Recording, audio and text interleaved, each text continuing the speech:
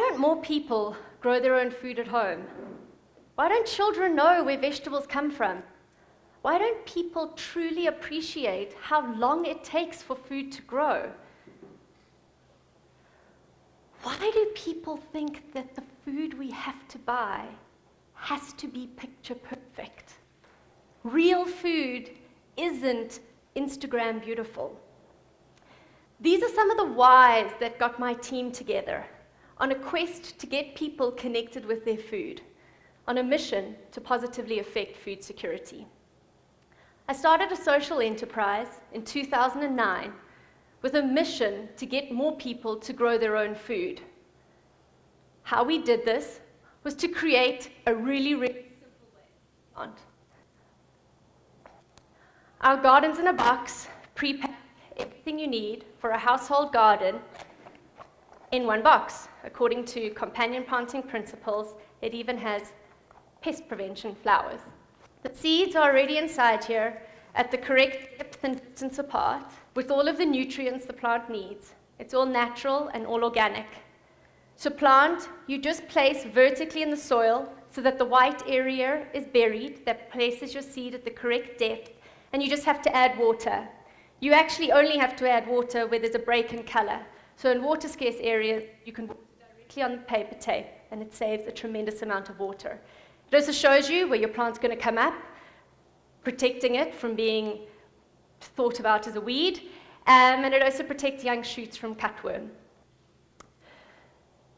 We thought that in making planting simpler, we were going to get more people to grow their own food. And in doing so, our problem would be solved. Little did we know that this was only the starting point of a 6 to 8 year long journey that saw us failing, succeeding, failing, and for the most part succeeding. Well, for now anyway. Over the years, we've implemented more than 400 large gardens, like you see here, over 400 square meters in schools and communities across South Africa. They did succeed for the most part, but we weren't seeing the positive impact we really wanted to see on food security.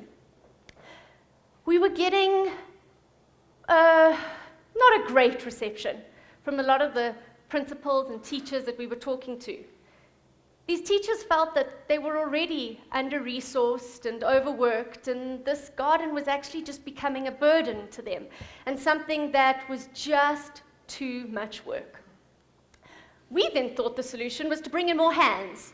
So we got hold of the local community workers program, activated lots of help within these schools, connected community workers programs with the schools, and thought, great, problem solved. Now the schools have extra hands, and the community workers programs have, things to do, and therefore the community workers earn money.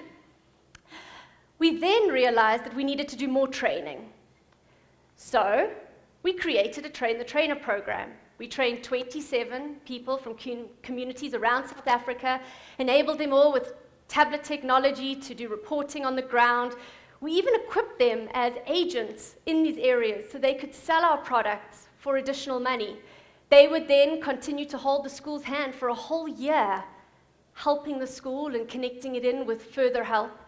We even got JoJo tanks and hose pipes and bird nets and compost donated, and we thought we had now the perfect model. So what do? You roll it out at scale. So we rolled it out into over 200 schools and communities across South Africa in 1 year. That's our large 200 square meter garden in a box. Well, that was a big mistake. We had focused on fixing the problems we had encountered. We had focused on the problems of lack of time and resources and knowledge. But we didn't realize that the garden itself was the problem. We didn't ask the teachers in the schools what they wanted. We told them what they needed to feed people. We realized that that was the wrong way of looking at this problem. We went back to these teachers and community members, and we asked them to solve the problem with us. We listened. And what we learned from the teachers was that they wanted to be teachers. They didn't want to be agronomists or food growers. They wanted to be able to utilize a garden as a teaching tool but it needed to enable them to do their job first and foremost and not be an additional burden. From the students, the learners, we realized that the perception of gardening was that it was for something that only poor people or old people did. People with either too much time or no job. It wasn't aspirational. It wasn't fun. There was a perception that we didn't want to go and do that. We want to aspire to more. We realized that in order to make the children excited about the garden, we needed to relook at the way the garden functioned. And we needed to give them a solution that was something their grandparents wouldn't recognize. From the community members, we learned that we needed to create a love of growing in the younger generation. We were told from lots of community members that their children or their grandchildren often ask them to put the garden at the back of the house where the neighbors can't see it. Or better yet, just get rid of it.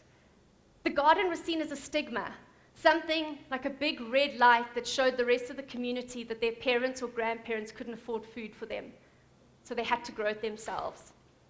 And their aspiration was that one day they didn't have to grow their own food. That needed to change. And the only way that that would change would be at a school level within a classroom. So we went back to the drawing board and we came up with a solution. We came up with the Learn and Grow kit. This is the kit. One kit is for one class, and the kit creates everything you need for your house, for your school garden. It starts with the grow pod. The grow pod is really simple, can get placed on any surface. It doesn't leak, it doesn't mess, it can get placed outside of a classroom, and it's actually made out of recycled Coke bottles. We link into a school scheme that collects the Coke bottles, and it gets manufactured into this material. This thing gets filled with any soil, because we put in natural soil food. It's a whole mixture of everything. We worked with Talbot Organics to make sure that was the optimum growing environment for vegetables. It comes with the seed you need to plant in that specific area at that specific time. Here it even has bee food to feed the bees. It has weed guard that gets placed on top that stops water evaporation, but also shows you exactly where to plant. And then there's even a little water spout that you add onto any Coke bottle, and you create a mess-free solution to watering that can just be kept in the classroom.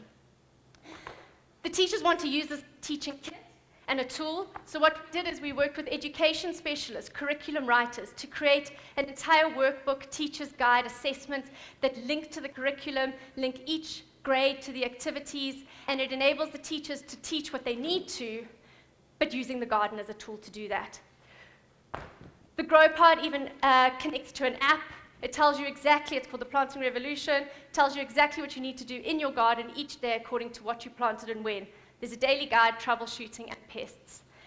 And then we realized the kids needed to be able to get growing. They needed to be able to interact with the growing process. So we created a little fun solution. Each one of these boxes, it comes with the soil, seed, everything inside it. You can pop this on a windowsill, and the kids can actually get growing on whatever small space they have available at home. We found that this was the correct solution when we piloted it. So what we did is we realized, well, how do we get more of these out into more schools that can't afford it? So we sell our product that you saw here in retailers like Builders Warehouse and online. And with all of these sales, we're able to aggregate a percentage of that, and we're able to donate these pods to schools and communities in need. So last year, from August to December, we rolled out 2,315 of these grow pods into schools across South Africa. And the feedback was amazing. A big thing that we didn't realize was that what teachers were struggling with at the moment is to teach what they call 2020 skills. It's things like problem solving, critical thinking, coordination with others, decision making, creativity. And the garden actually became a great tool for many of these skills. Teachers are happy with the garden project. Learners and teachers get surprised when they see that a whole garden can fit into such a small box. The seeds that came with the garden were most interesting to the learners, and they eagerly awaited their carrots' growth. I have seen a few gardens at the schools, and they are looking beautiful. The teachers and students are learning through this approach. So when we ask ourselves, why do people not grow their own food at home? Why do children not know where vegetables come from? Why do people think that food has to be picture perfect? Or people don't understand how long it takes for food to grow? The answer isn't what we traditionally thought of, that it's because people aren't growing because of a lack of time, resources, knowledge. It's because people have never experienced the simple joy of watching a seed that you grew sprout, anticipating that harvest, and getting excited by the whole process and repeating it. So what I ask you today is to join the planting revolution, download the app, take the Garden in a Box home, which you'll be getting for free as a gift from me when you leave this event. Go home, plant it, and encourage the children in your life to do the same. Because in getting excited about where food comes from, we can get the next generation to want to be involved in growing food in the future. Thank you.